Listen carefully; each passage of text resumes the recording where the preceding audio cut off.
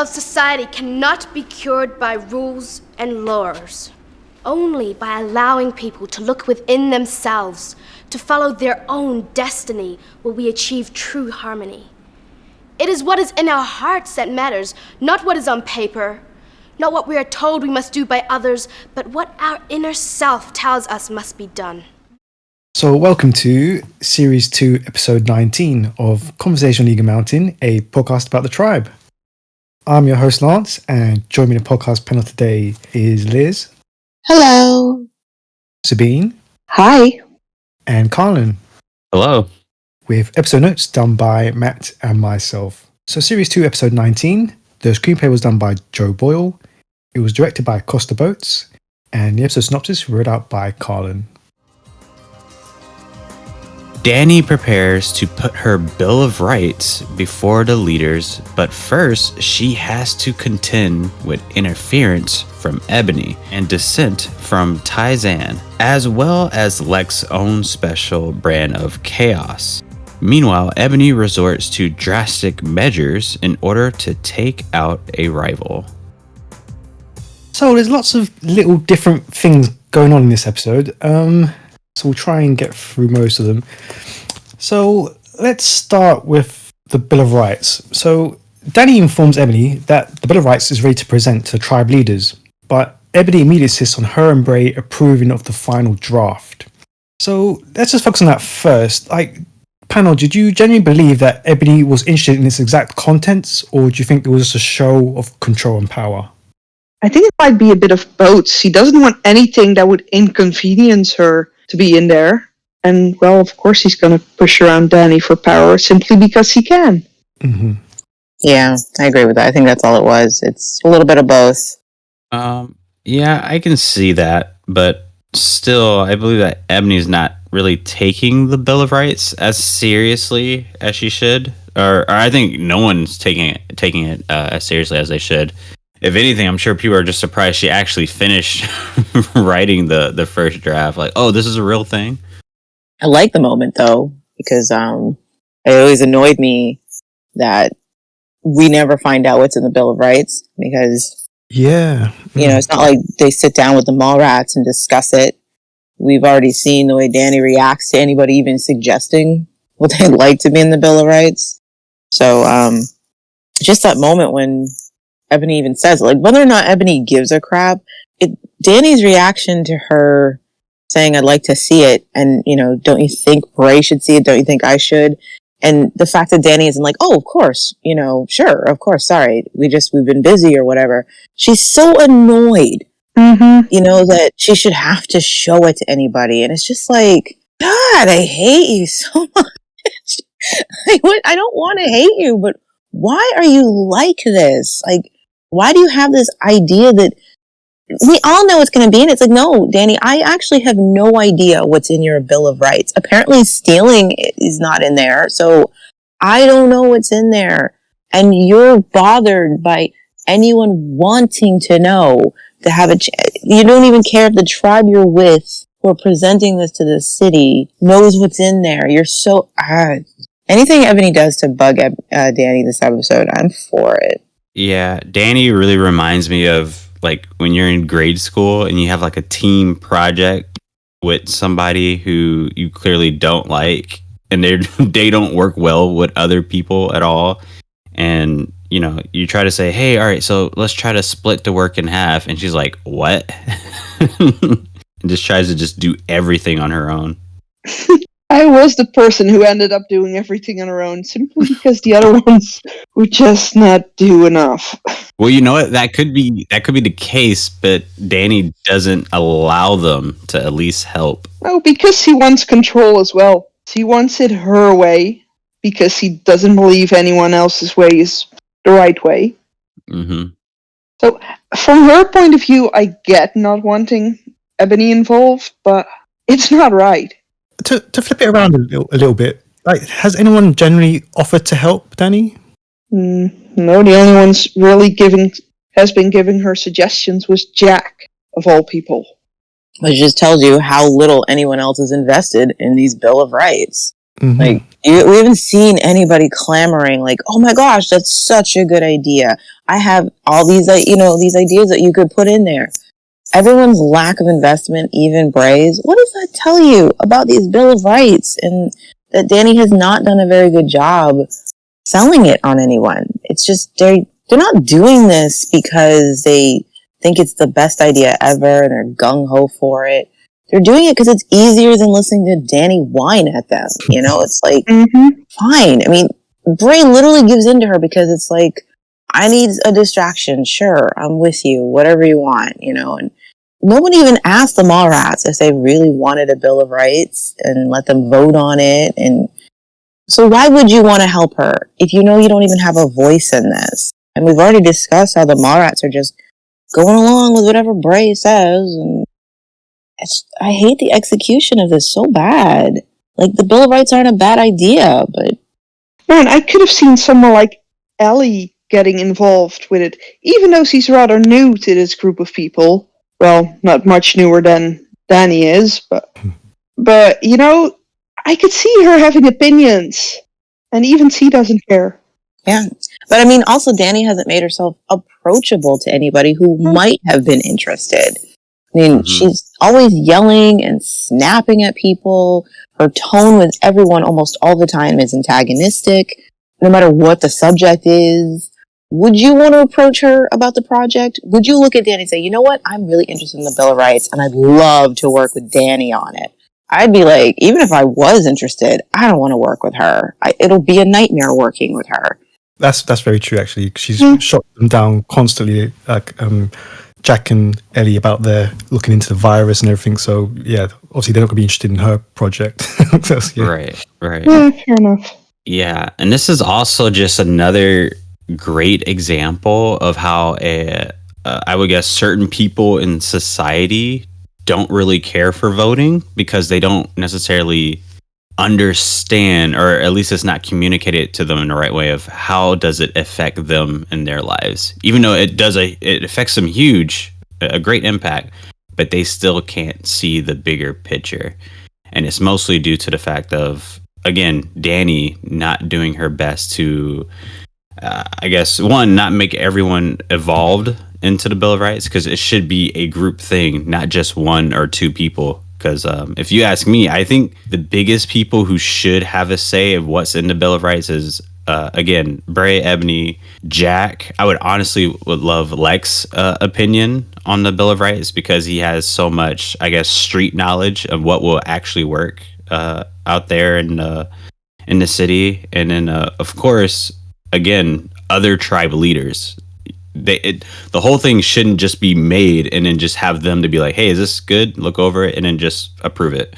Like, no, they should have input in it as well. Like, it should be so much of a bigger thing than just Danny just going about it the way she is. Yes, he's just acting like a high school teacher on a power trip. Yeah, she's acting like a student who just won class president. He's like, you all are listening to me now.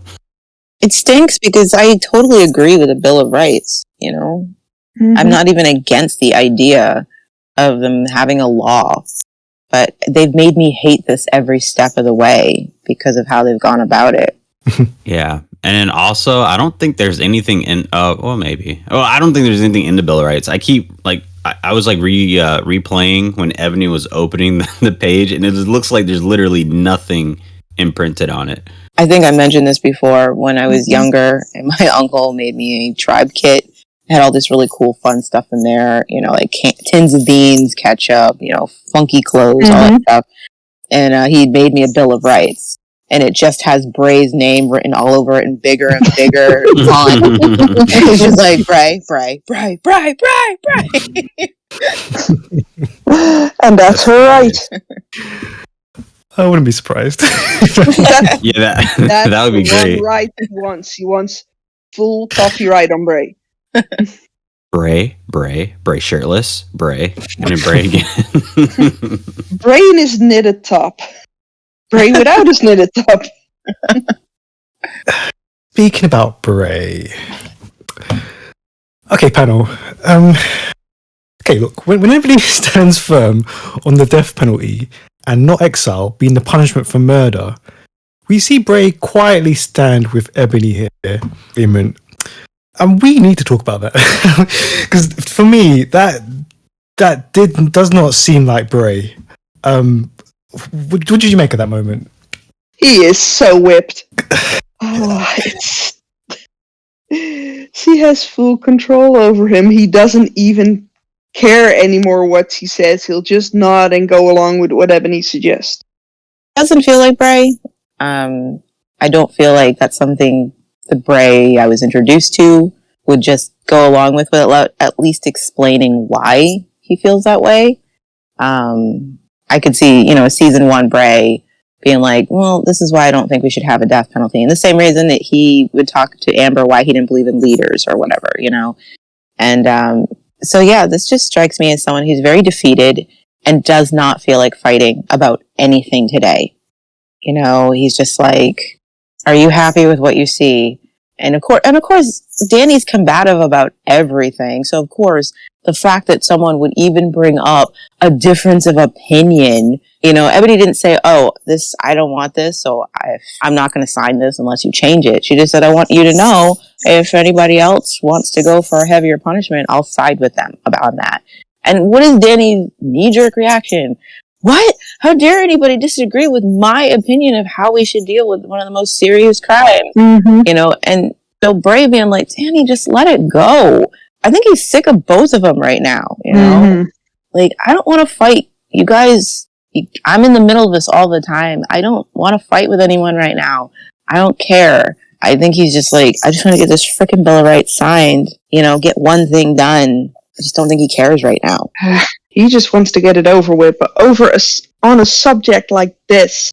I mean, when Jack suggested it in season 1, they were all so mad, and then for Bray to just let this slide with, oh, okay, that's what Ebony wants. Fine. Next topic. Yeah. This just shows again that maybe, we all love Bray and all, but he's not the best person to lead these group of individuals. Like I said, if Bray was on his game, in his top form, I would assume that what's going on in his head is that he agrees with Ebony in the sense that we have to respect that not everybody's going to agree on such a heavy topic.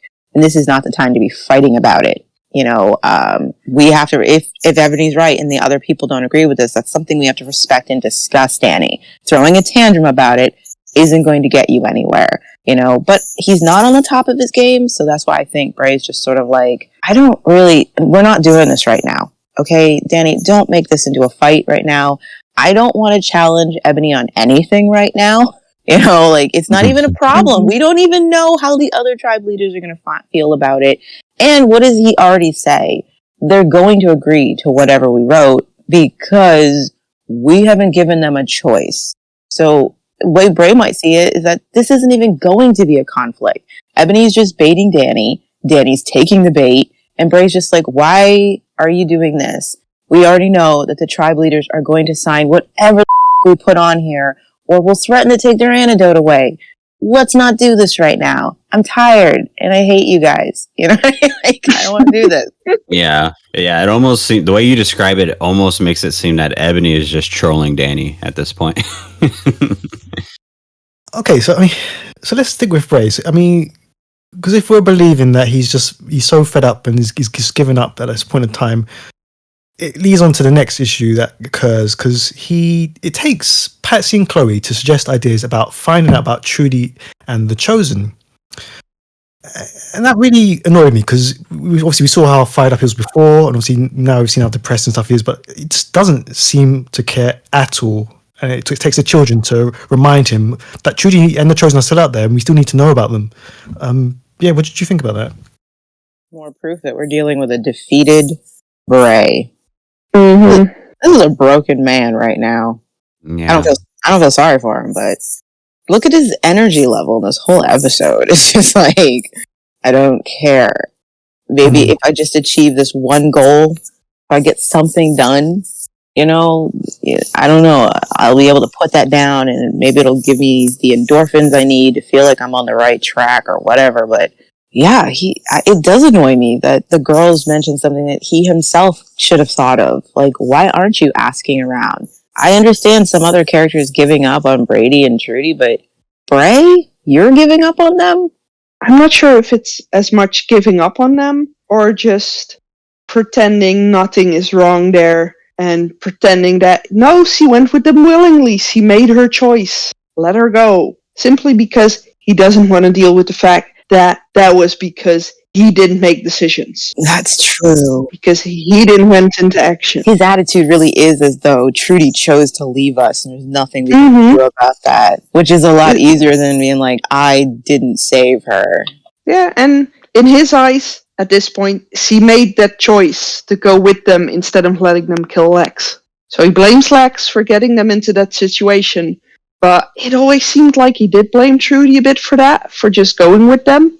Well, since he's on the I will take no responsibility for my actions train, I can't put it past that crossed his mind. It's at least easier for him. You know, I'm still surprised how Bray never saw that situation as a win-win. Like, we get Trudy and the baby back, and then Lex gets to die. Like, that should have been the most easiest decision of his life.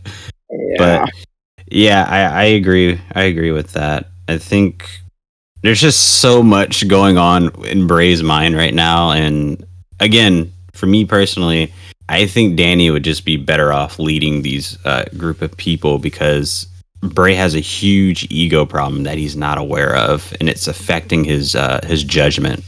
Yeah, but Danny has problems as well, and I don't trust her judgment either.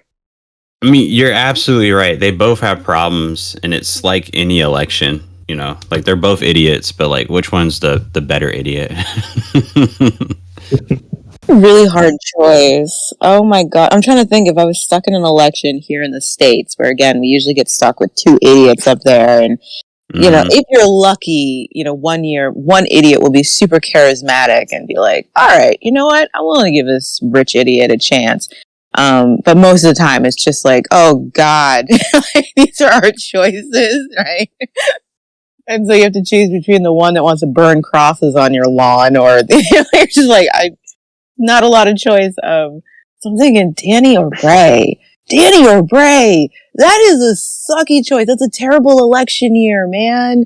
Like, I don't know who I would choose because they're I don't want either of them. So it's like, Bray sucks. I know that. I know Bray sucks. I know his intentions are good, but he's not effective. He doesn't get things done. He doesn't make choices. I'm like, Congress is going to roll all over him. And so anything he promises me is likely not going to get done.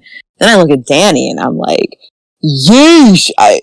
She'll get things done, but it scares me as to what she will get done, you know? Damn. Oh, she'll call martial law in a heartbeat. Like, that's a sucky choice right there. Because, I mean, Danny's more capable, but that can be dangerous when what she wants is not what you're on board with. Because she's more effective at getting it done. I see her as more of a threat.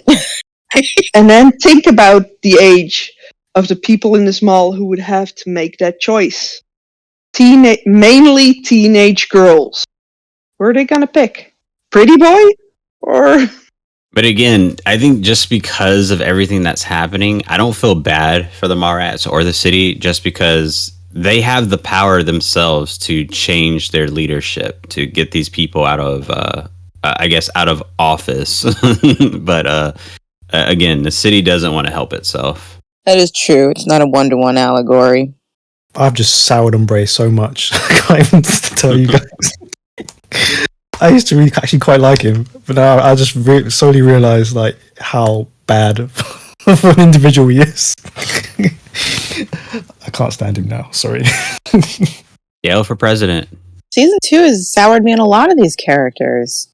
I still love this season, but I've never really sat down and just had to take them episode by episode and analyze every action and you know their development just in this season. And I'm thinking, since season 2 started, the likability of each character has just gone down on this, like, the scale chart, you know? And I'm like, wow, I I liked you Mallrats a lot better last season, you know, as a group, as a whole.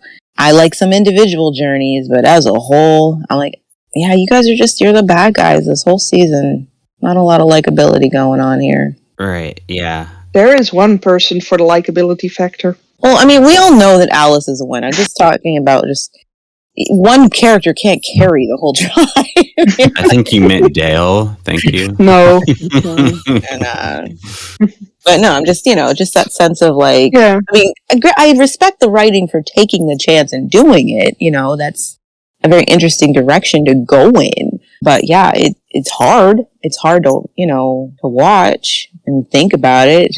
It's depressing after a while. And the last chunk of episodes have been very depressing, unfortunately. From the moment Brady disappeared, was taken, unfortunately, we have just been waterboarded with one episode after another of some of these characters, or most of these characters, at their very worst. And I mean, that's a lot of episodes. It makes sense, though. Yeah, I'm just saying it's exhausting. I mean, think about it, all they lost. I've reached my point where I'm exhausted from it now. It's been 10 episodes, just one after another, of these guys being the worst people ever. And yeah, I'm just a little exhausted at this point of hating them.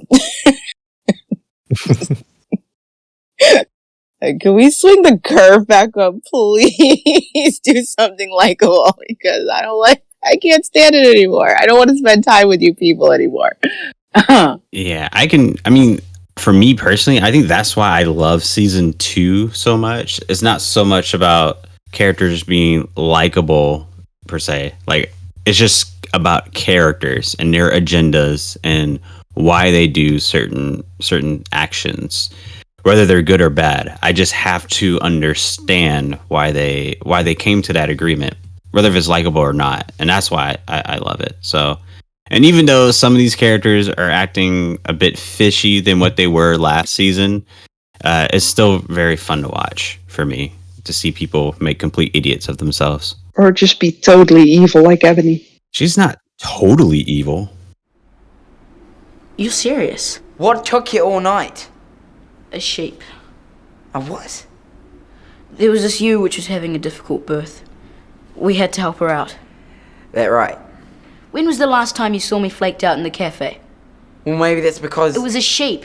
Oh, come on, Jack. Well, why didn't you say? I don't believe you. Well, you know how I felt about Ellie? You don't own her, Jack. Okay, before we get to the tribe leaders meeting, after Ellie walks away from Jack's tone and accusations, Jack confronts Dow about why he and Ellie spent the night together at the farm. Dow is clearly frustrated at the conclusions Jack has jumped to, but he also reminds Jack that he doesn't own Ellie. So, panel, what did you make of Jack's overall behaviour, and did you like Dow standing up for himself? I like Dow standing up for himself. I also like him reminding Jack that Ellie's a person and not a possession, and not even his girlfriend at this point in time. And I'm just very anti-Jack at this point in time, so my answer is pretty predictable. Mm-hmm. Yeah. Jack is just so insecure and jealous. It makes it funny to watch. Yeah, but at least he's consistent with this throughout his entire reign as a tribe member, because we see this a little bit in season 1 and then again now, but I think it's just very interesting just to see Jack go through his first relationship, and I guess maybe the first thing that he's actually maybe enjoyed since this whole virus thing happens, and it seems like he's just really possessive of that, making sure everything stays fine. But that reaction Del gave, I just loved the way he said it and the look on Jack's face afterwards. Just the whole no, wait, Del. Did you just really imply that you might go after her? Yeah, that's pretty funny. Yeah, he should have said it more in more broad terms just to really play with him. Nah, this messes enough with Jack's mind. Saying less is saying more in this case. That's sure. Because that makes Jack fill out, whatever he's meaning with it himself, which is often worse than reality. Right. And he's also just nervous just because he knows Dale can possibly get any women he wants. And if he sets his eyes on somebody, it's for sure a thing. It's like a for sure thing. So if he's like, no, he's gonna take my girl. No. It's too much of a reflection of how Lex would talk to Ryan about Zandra and the way Lex would talk about Zandra. I can't find any humor in it. I don't think it's cute. I don't think it's funny. It's toxic. It's abusive. It's a red flag. I'm just watching it all over again with two characters. It doesn't, you know, I feel like it's insidious. I mean, when Lex would behave that way, when he would talk to Ryan like that, or refer to Zandra as not a human being with the right to make her own decisions, and you know right away that it's bad, you know, especially if you're young, because of the way Lex is introduced to you as just a terrible person. So there's no confusion. You know that he doesn't really care about Zandra. You know that he's not a nice person. So you know that what he's saying is wrong. But when you have someone like Jack doing it, who has been portrayed as someone you're supposed to like, you know, and is quirky and cute and harmless, and then you have him saying things like this, that's very confusing for a young audience. They don't recognize how awful and abusive and toxic Jack's behavior actually is, because it's coming from someone that they generally like as a character. And it just bugs me. You know, it's so many people who are just like, it's kind of cute that Jack's like that. And it's like, no, that's not cute, you know, but. Yeah, but there is a big difference between the way Lex does that and the way Jack does that. Because is there? Lex is conscious about the fact that he's treating Zandra like that. Whereas Jack doesn't seem to be. He just doesn't seem to think about that. Which is worse. Abuse is abuse, you know what I mean? Whether you're aware you're abusing someone or not aware you're abusing someone. Yeah, true. Mm. Yeah, I agree. I mean, yeah, you could say that Jack's not doing it on purpose, but does it make the behavior any less bad? Like, put it this way. If you hit a dog with a stick, all right, the person doing it, you could say they're like Lex. I know this is going to cause this dog harm, but that's why I'm doing it anyway, because that's the kind of person I am. Or someone who hits a dog with a stick, but they don't know it's going to hurt the dog. It doesn't matter to the dog. They still got hit with a stick, you know? And so maybe Jack isn't doing it on purpose. Maybe he's not aware. It doesn't make the behavior okay, you know? And that's why it's insidious, you know? I'm sorry, you guys. I hate Jack this episode. I hate him so much this episode. So I apologize. It's fine. I think most people can agree that he doesn't get likable until he gets more of a sex appeal. I'll give you that. No. There has been too much suffering already. How many more will suffer while we wait for people to get in touch with themselves? We need rules. We need to know exactly where we stand and that there are laws to protect us. So, Tyson refuses to attend the party that will be held after the meeting, saying that she can't celebrate something that she doesn't believe in. But during the meeting itself, she speaks up against the Bill of Rights, arguing with Danny and trying to persuade the tribe leaders not to sign the document. So, two questions here. Were you persuaded at all by the arguments that Tyson was making? And do you think it was right for her to go against her own tribe in that way? I don't agree with her words so much as the spirit of what she's doing. Because I don't agree that the best way to go forward is just to not have any rules and hope people get it together and do what's right. I don't agree with that. But I agree with the spirit of what she's saying, because we know these people aren't agreeing to this because they thought it was a great idea or because they had any say in what they're signing. And so her saying, like, think about what you're doing. You're signing your right to choose a way. She's not wrong about that. That's exactly what's happening. But I don't agree with her words. Like, she's referring to just having a Bill of Rights in general. And I don't agree that we'd be better off without one. And I'm totally on board with her saying this in front of everybody. She's doing what these people are afraid to do. And she's one of the few people with the power to do it. And when you have the power, you should use it for good. When you have the voice, you should use it to speak for those who can't. These tribe leaders can't stand up to Bray and Danny about this right now. They've already been threatened. that if they disagree, then they and their tribes, the people they're responsible for, won't get life-saving medicine that they need. So why would they stand up against that? The last time they tried, Danny and Bray shot them down. But Tysan is in a position where she can speak for these people and say something. And she's giving someone the opportunity, if they agree, that they can speak up too. No one does, and that's fine. So, but I'm just saying, I think it's good, and I don't think there's anything wrong with her doing this in her tribe, since everybody's in that mind space of thinking they can't speak up, they can't stand up for anything. And it's important to remember that you have a voice and to use it. So I don't have a problem with her doing this in front of her tribe, in front of everybody. I just don't agree with her stance that we shouldn't have a Bill of Rights, if that makes any sense. It does, and I agree with you on that point. But yeah, I'm just happy she did what she did, because she is the person making that antidote, it gives these people a choice to hear that she says you don't have to sign it. So there's a chance that their minds could have gone to, okay, we don't have to do this to get our medicine.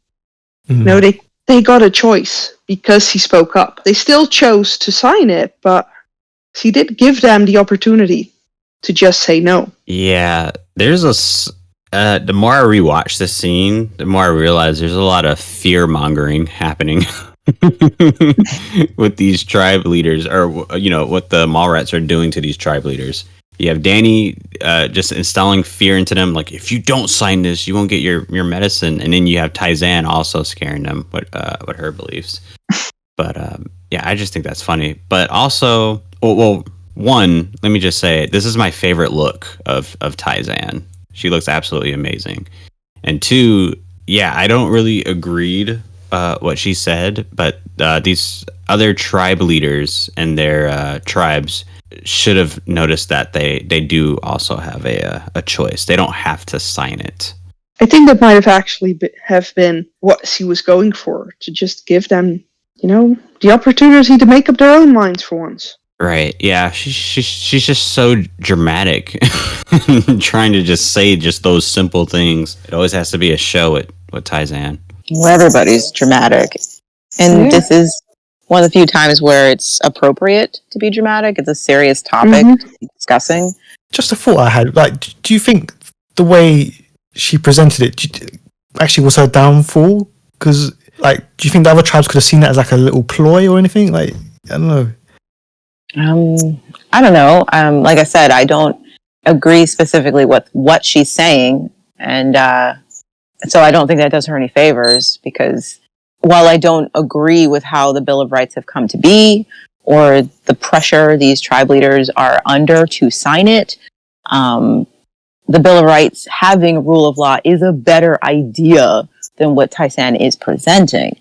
The idea of just, we've already gone Tysan's way of hoping people get it together and do what's good and what's in their hearts. We've already seen what's in a lot of people's hearts, you know what I mean? And so what she's saying it's not selling it to me. So maybe that doesn't help, because if I were in that crowd listening, I'd be like, yeah, I may not really want to sign these Bill of Rights, but the idea of a law that might actually protect me and my safety is way more comforting than just keep doing what we've been doing, And let's talk about that, because, did it not surprise anyone else that some of the faces in that meeting, and some of those who actually signed away their rights, like the demon dogs, did it not shock anyone else that they would sign, antidote or no antidote? I don't know what they would have done if the antidote wasn't on the table. So we were never given a chance to hear their arguments or their real discussions about this. Again, their choice was basically taken from them. So we'll never really know how these people feel about a rule of law, because Danny and Bray didn't care how they felt about a rule of law. And so, yeah, I don't know how the leader of the Demon Dog feels about having a law. All I can surmise is that this guy wants to live, and he's promised his tribe he'll keep them alive. And so he's going to do whatever it takes to get them the antidote. So unfortunately, I can't surmise what any of these people feel about actually having a law, because unfortunately the stipulations we were never given a chance to see how they do, if they would agree to any of this without the antidote. I think there's an argument that maybe they would have. We saw in season 1 that some of these tribes were willing to work together because they realized how rough it was. Ebony was able to get these people together and discuss these things. Now, we don't know how it all worked out because we weren't a part of that. The Mallrats didn't get to be a part of that. But it does say that not everybody wanted to run around and keep doing things the crazy way. Some of them were willing to sit down and have agreements with each other. There's hints that other tribes had treaties with each other and trading agreements with each other. Mm-hmm. So we'll never know, you know? It just feels weird that the demon dogs would care so much. Even like not having the antidote, I don't think they'd care. Actually don't think they would care that much about the antidote. It's like same with like if the locusts were still around under Zoo, he wouldn't care about the antidote. I don't believe that at all. Right. Yeah. He would have just made sure he got hold of the person who made the antidote. I don't know. Yeah, I don't know. I don't think he would even care, to be honest. I think he would revel in the chaos so much. I don't think he would actually care who got it or not, who wouldn't get it. Yeah. You never know how people are going to react to life or death when they're given that choice. You know, you just don't know how any person. I mean, we get to meet some individuals who do not care, you know, but we just don't know. We're never given the chance to find out how any of these individuals feel about it. Sometimes the fear of death is just that great. Characters you would not expect, a person you would not expect to care about that because of the way they live, and then when they're actually faced with their mind, the fact that they could die, suddenly they're like, oh no, I'll do whatever it takes to live. You can be shocking, you know. I mean, our history is full of these really cool characters that you meet who are doing the most crazy things. So you think they don't care about living or dying, but the minute you hold a gun to their head, suddenly they're like, oh no, I'll stop my wicked ways, just don't kill me. You know, you find out they're truly just a coward underneath all that bravado. And so I can't look at the leader of the demon dogs and just assume that because he was a street thug that, he doesn't care about living. You know what I mean? Like, he could be like anybody else. I don't want to die. You know, I may live recklessly, but I actually don't want to die. You know, if you're putting a barrel at my face, now that I'm thinking about it, that's not how I want to go out, you know? And keep in mind, these kids have all seen the suffering their parents went through. You know, and in the past months, they have seen other kids their age die of this. I mean, if you're in the Demon Dogs and Locos, you've dealt death and seen it, and like, but it's different if it's a choice, you know. To hearing what you guys are saying, but I just don't agree that it would affect the Demon Dogs. You made really good points about gangs and tribes in general, and how they would really act when staring down a barrel of a gun in a life and death situation. But for certain individuals, it just would not factor. Like we mentioned, the Chosen, I absolutely believe the Locos would just not care about the antidote. It would not factor into their end game, into their goals. They would not have it lorded over them. They wouldn't care about it. And the same with the Demon Dogs. They would not care about this antidote. They would keep on seeking for power, and they would keep on fighting. Just personally, just don't agree with the Demon Dogs sitting at that table signing away their rights. It just doesn't. Yeah, it's not believable for me. Yeah, I find it hard to believe as well. But I do think that the Demon Dogs must have suffered some severe losses, because when the Locos disbanded, they would have been the logical tribe to take over. They should have, yeah. And yet they didn't, so something happened there. Yeah, something did happen, but I guess we'll never know. And I also feel like this whole thing with the tribe members, our tribe leaders getting together, I feel like this should have happened when they're just going over their first draft, not when they're actually about to sign it. I feel like that would have been something a little bit better, and then to actually give some of these characters some life, and to not have them just be faces throughout the series, not saying anything. And then also, I'm very curious. Again, I'm pretty sure we are all curious on what's on the Bill of Rights, but I wonder if, and again, I'm sure it is, but I wonder if like abolishing slavery was on that list. Well, Ram didn't sign it.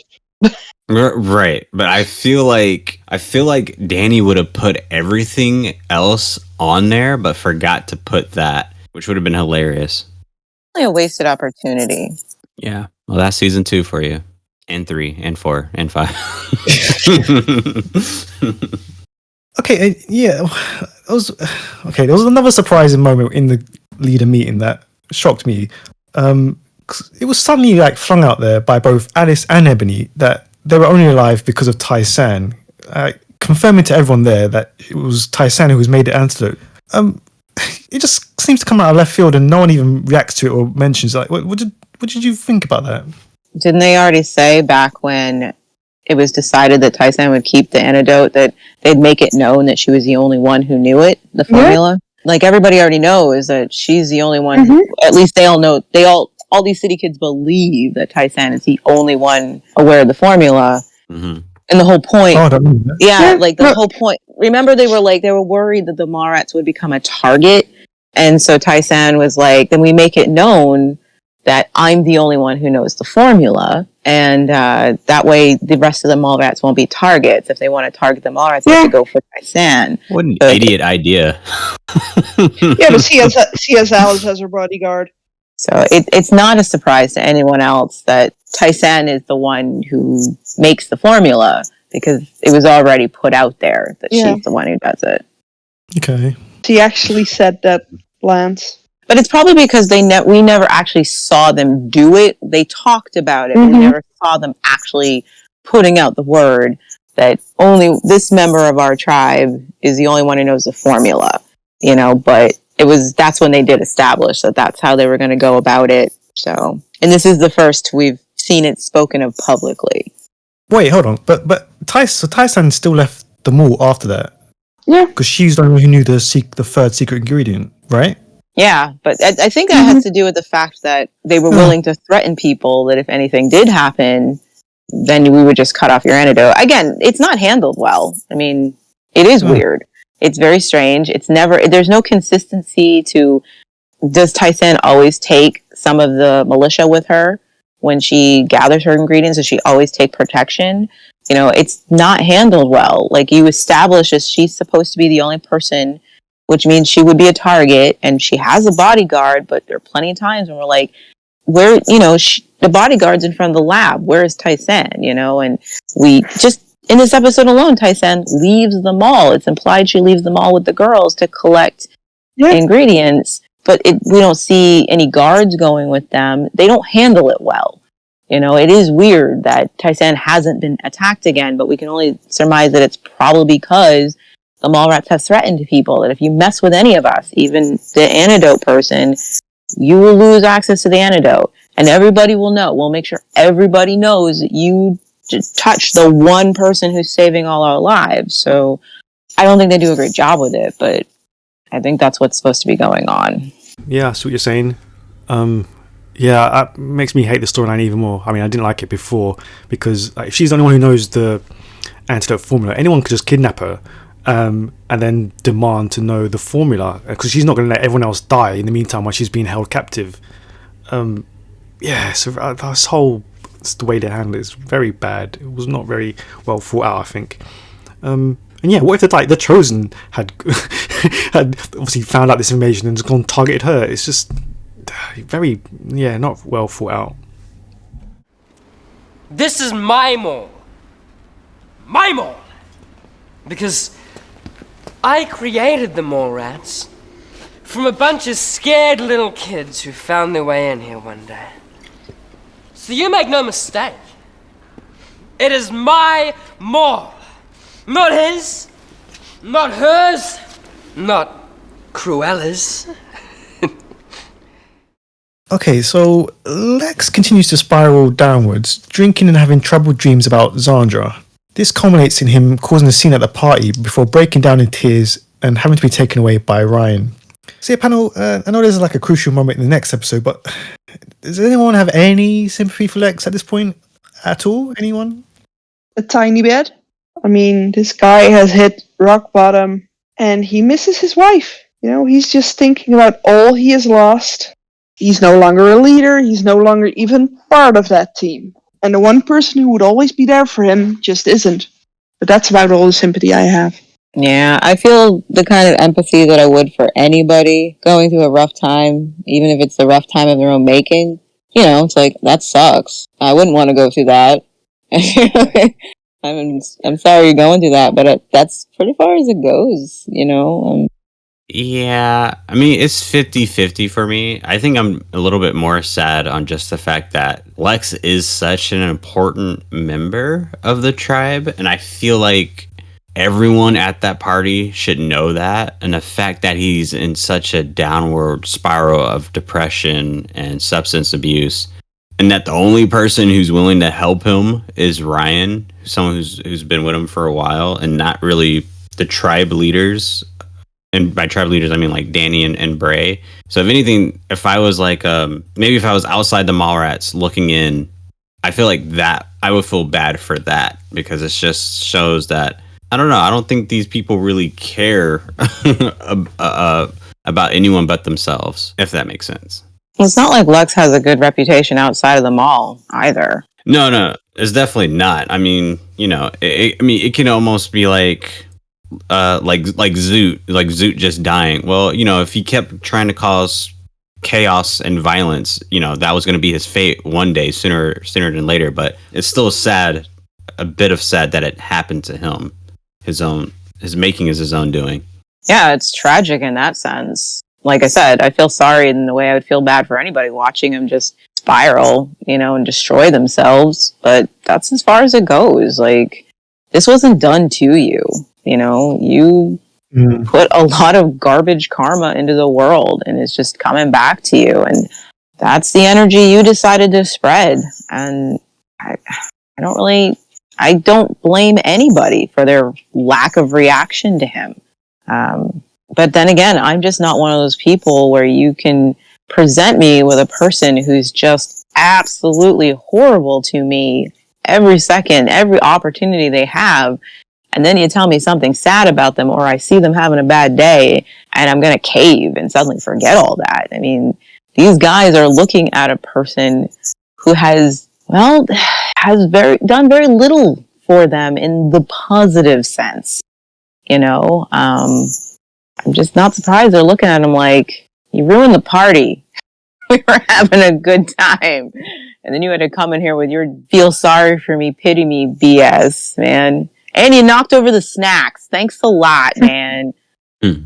Great. You know, why couldn't you have just stayed upstairs with your bottles? Why'd you have to come down here and ruin our fun? You know, Right. Yeah. He does seem like that drunk uncle who comes over every Christmas. And no matter what happens, he knocks over the tree.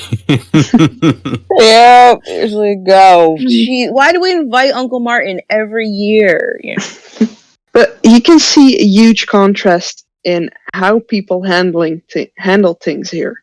I mean, on one hand, we have Lex, who's lost Sandra, and, you know, feels bad about the whole situation with what happened with Trudy on the beach, because I'm sure that's still eating at him. And on the other hand, we have Bray, who's lost Amber and was a part of that same situation, and who's pretending to live happily ever after with the two Hellcats. I don't think that's fair, because he's certainly not pretending he's happy. He doesn't look happy at all. He looks as miserable as Lex. He's just has different coping mechanisms. I also think you have to consider the difference in how the part they feel they played in their tragedies. You know, Lex feels blame for what happened with Trudy on the beach. You know, he can't run from that. While Bray can go into denial that none of that was his fault, Lex can't. No one will let him, you know, and that's what he keeps seeing, that I screwed that up. I can't hide it. Everybody knows that I screwed up. Everybody said it to my face, you know. I'm certain that he feels some responsibility for not being able to save Zandra on Eagle Mountain, where Bray has the bliss, I suppose, of being able to convince himself that the beach wasn't his fault. He can blame Lex. He can even blame Trudy. She chose to go, you know what I mean? So he can pretend that wasn't his fault. And he has the bliss of having been unconscious on Eagle Mountain. So there's nothing he could have done to save Amber. So that affects the way they're grieving as well. Yeah. Lex is grieving with a sense of blame.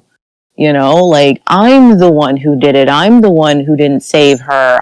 That's on me. I let her and my baby die. And that's the first thing Bray said to him. You know, and so Bray's grieving, but he doesn't have a sense of blame for what happened. So his grieving is a very different process. You know, his is more of the helpless variety, where Lex has to keep looking in the mirror and thinking, I did this. I'm the one who is responsible for the loss of my potential family. And, I couldn't get to her in time. I couldn't save her and the baby. Not to mention, Lex had to bury her. He had to put her in the ground. Bray was, he was saved from that. He came to and it was already done, so that's going to affect their grieving to be very different, I feel worse for Lex in that part, though. I don't know what's worse.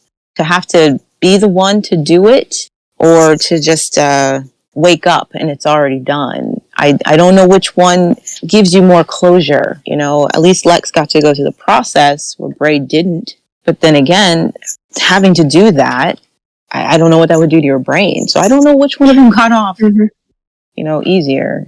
I don't think either one of them did. Yeah, neither of them did, but I'll still give it to Lex. I think he got through it worse, because technically he put two people in there. It almost does feel like Lex takes more responsibility. And that's not me giving him much credit, but it does feel like Lex is at least willing to, in his own mind, he may not admit it to anybody else, but it does feel like Lex takes on at least the responsibility of the crimes that he feels he's committed, where, again, Bray is just in Egypt at this point. And I don't know. So yeah, maybe Lex has it worse. I think it's worse to be aware of your fault in something, even if, because he's obviously not to blame for what happened with Zandra, but he clearly feels it, and I think that's worse than being like Bray, where you're able to just have this sense of, well, it wasn't my fault. There's nothing I could have done. The moment that Bray came to and Lex was there to tell him what happened, the first thing Bray did was blame Lex for not saving Amber. Yeah, he does imply that every man for himself, Lex? But that's part of Bray's coping mechanism. He projects his helplessness onto others because he wasn't, awake to have done anything to save Amber. First thing he does is project that fury onto someone else. Like, well, if I wasn't awake to, save her, what about you, Lex? Why didn't you save her? I think he would have done that to anybody in that moment, but yeah, that's one of his coping mechanisms. Okay, so moving on. Jack later apologizes to Ellie, and she immediately suggests that they create a news sheet to help with their investigation into the origins of the virus. So two questions here. Like, do you agree that they should be continuing to investigate the origins of the virus? Like, do you side with Danny that it really shouldn't matter? And, like, did you think that it would have actually any ramifications later on? Honestly, at this point in time, I didn't think there was going to be a point to it. It felt more like their interest in the virus was going to lead them into making a newsletter. So it's like, oh, okay, I just saw it as this is how they got from point A to point B of doing something productive with their curiosity. I didn't think it was actually going to lead to answers for the virus at this point. I just thought, oh, okay, I get it. So this is what, these two are going to be doing now. They're going to make a paper and investigate crimes or whatever, but I didn't think this would actually lead to them finding out answers to the virus, which is pretty cool. I mean, it gives them something to do together. And yeah, it gives Ellie the purpose that she wanted to have in her life. So I get why she's clinging to, we should know about the virus and what happened. But she's also the kind of person who knows that things that happened in the past can happen again. So, learn from what has happened before. And you can't learn from what has happened before if you don't know what it is. Yeah, I also didn't think much of the tape that they found at the government building. But, It's amazing that it's almost kind of like such a small percentage of like chance actually happening that was the exact tape that they needed to find. But yeah, I mean it's cool though. Especially since the tape just mysteriously disappeared. Mm-hmm. Like, that's odd. Like, rarely does that happen. You know, usually when you have Chekhov's gun, you're expecting it to fire. And they still haven't found the tape. It just literally disappeared. We have no leads on who would take it. There's no motives at this point as to who would take it. You know, so even if you had an inkling that Danny was suspicious at the time, it hasn't been mentioned again. Mm-hmm. So it easily just fall into your back of your mind. Oh, I guess that tape was interesting, but nothing has come of it. We have no idea who even took it, you know, where it went. And so it was a really nice way of burying the lead.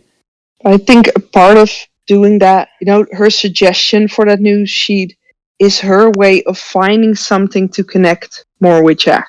She knows he was interested in it, and, you know, it's a way for her to spend more time with him. That was a really great plot device to, you know, bringing in the idea of an open press in this world. Mm-hmm. You know, it's almost like if you want to have money or something, you need something that leads to why and how that developed. And so for me, I thought this was just a good storyline to us, this industrialization of the city. You know, we saw the process of them having a law. We may not have liked that process, but it's explained to us how the city now is going to have a law. And this is the process of, this is how the city is going to have a newspaper, you know, that tells people what's going on. And so I like that. Like, oh, okay, that's how we got here, you know? It's almost funny how the press didn't come first. It's the law and then the press.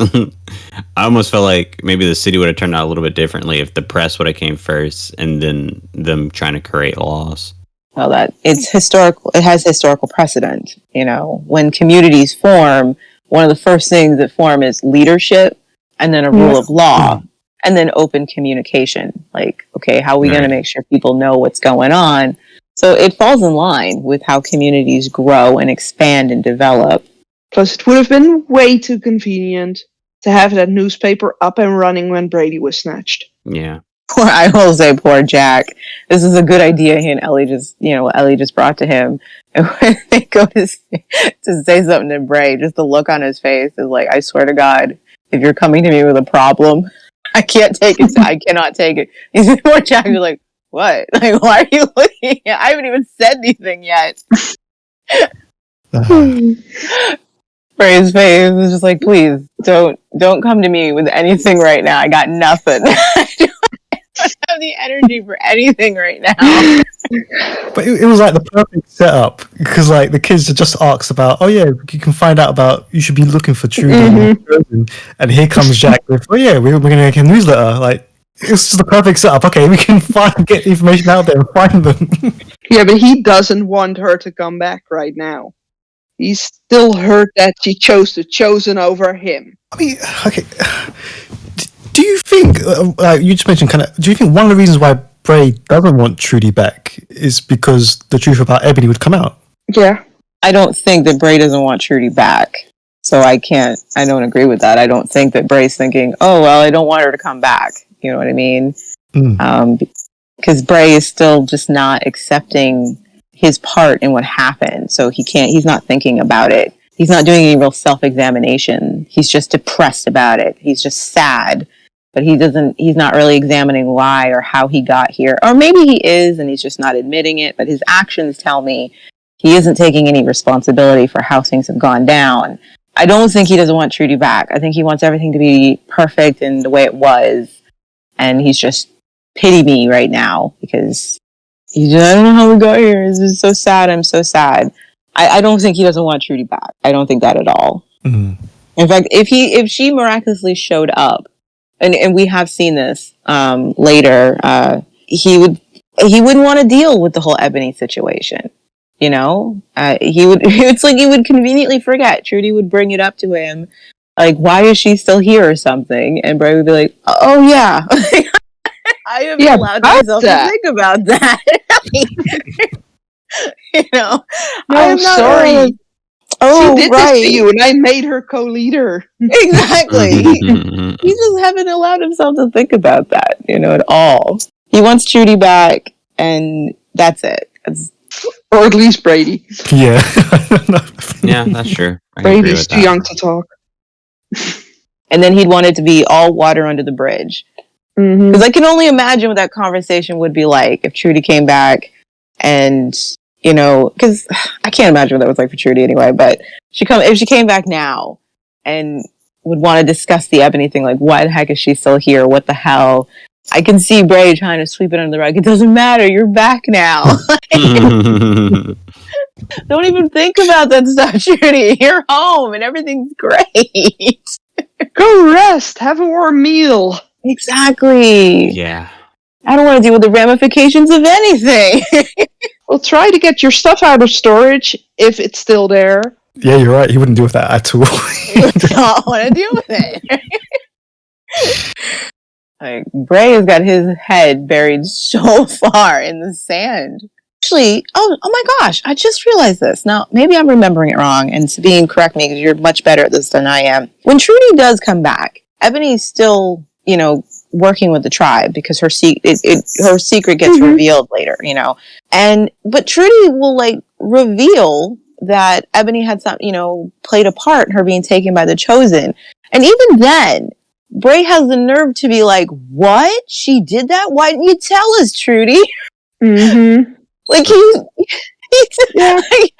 then, when Trudy actually says out loud that, Ebony had everything to do with why she ended up with Chosen, that she's the one who betrayed her to the Chosen, Bray has the nerve to be shocked. Like, what? No. Ebony, are you sure about this, Trudy? Yeah, he would make that Pikachu shock face 100%. His reaction when she said that should have been like, damn it, I knew it. Oh, I will have to excuse myself from that episode. Okay, so that leads us to our final thoughts of the episode. So throughout this episode, we see Ebony's progress as she attempts to poison Tai-San. Pana, what did you think of the escalation in Ebony's plan to get rid of Tai-San and the tragic twist as Bob drinks the spilled poison? Poor Bob. So why did she want Tai-San dead again? One less person who has the formula, one less person who has any power or voice about because I don't think she would have stopped at Tai-San. Tai-San was just the first one to eliminate. And then as we see what she's going to do with it, her next goal is to get rid of Danny. And I don't know how long Bray would have lasted. Bray's controllable, though, so she might have kept him around. But Tai-San and Danny have already proven not to be controllable. They're competition. They have strong voices, and this was a really smart way of her to go about it. She could have gone after Danny first, but because she wants to frame Danny, go after Tai-San first. Very smart. I like the way it's filmed throughout the episode. You see her just constantly trying to get to Tai-San's room and being thwarted, but she's real cool under that pressure. Nobody suspects anything weird about how often you find find Ebony near Tai-San's living and workspace. Nobody thinks that's odd that she's there several times during the day, which I thought was really great because she handles herself so well every time she gets caught in that area. And so I liked it. I liked it because, it was just, and then she finally gets her opportunity to do it. And it was slick, really well done because it's set up from the very first scene that Ebony's up to something. And then you're like, what is she up to? You don't really know what she's up to until she finally gets in that lab and messes with Tai-San's antidote. It was just really well done. And you still don't know what she's doing. You know what I mean? Like, I can't say I suspected she was going to try and kill Tai-San. It's not until poor Bob keels over that I know what was in that drink, what she put in the antidote, what those little crystals were, and so that was really well done, I think. Yeah, the plan just doesn't make sense to me, why she would want her dead. Again, I know it's because one less person knows the antidote, but then I'm sure people in the Mallrats would have voted for someone else to know, so then that means she would have to kill them and then the cycle would just repeat itself until everyone's just dead. Yeah, but she would have manipulated Bray into saying she should be the one as she is co-leader. Right. And then to my knowledge, nobody else in the city knows that Ebony knows the formula, right? Nobody but Bray knows. Right. I think her plan makes a perfect sense. I mean, at this moment in time, in the city, they all think Tysan's the only person who has the antidote formula. And within the mall, they all think that Tysan and Bray are the only ones with the formula. Now, Bray is Ebony's puppet. She's managed to get herself into leadership, and she can steer Bray, but Tysan and Danny are still obstacles. Danny is the largest obstacle in her way. Danny has the most pull with Bray right now. So I think Ebony's plan is very well thought out. It's like, okay, first, let's get rid of the other person who knows the formula, okay? Get her out of here. Because as long as she knows it, that's just a problem for me. I can't ever get profit or use the antidote the way I want to as long as the mall rats are still giving it away for free. So let's get rid of Tysan. And then I can frame Danny for it. So that gets rid of the other influence in Bray's life. Because once Danny goes down for that, Bray doesn't have... Who has he got? He only has Ebony left. You know, it's just very smart. And she might get him back. Who knows? I don't know if that's what she's thinking at this point, but it's just really brilliant. Well thought out. These two women are not just competition for who could know the antidote, who could hold the power. They're competition for Bray. Yeah, I see it more as that than anything else. I think power is her first priority. It usually is with Ebony.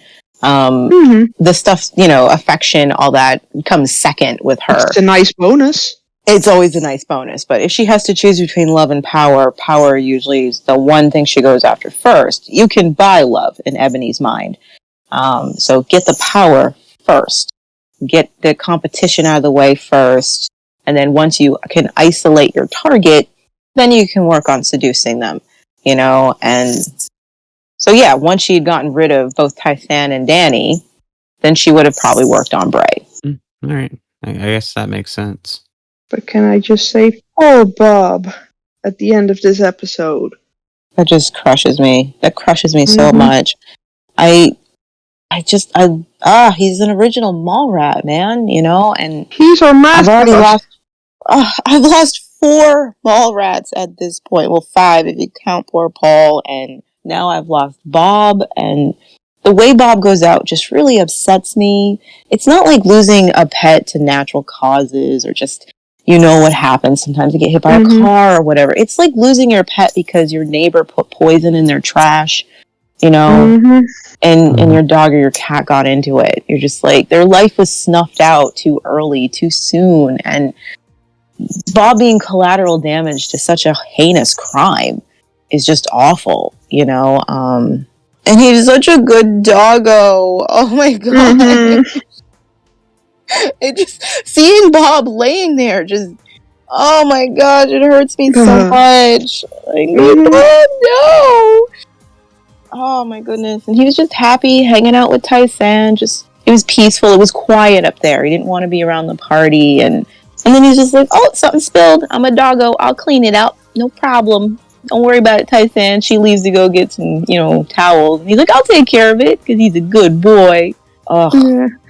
And then we see Chloe thinking about, wait, shouldn't we get Bob to us? Oh my gosh. Because for some magic reason, that girl always knows when one of her animals is in trouble.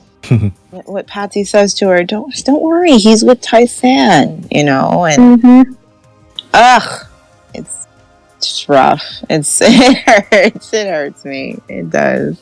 I'm gonna miss you so much, Bob. No other pet will ever be you. Bob was the Alice of the animals.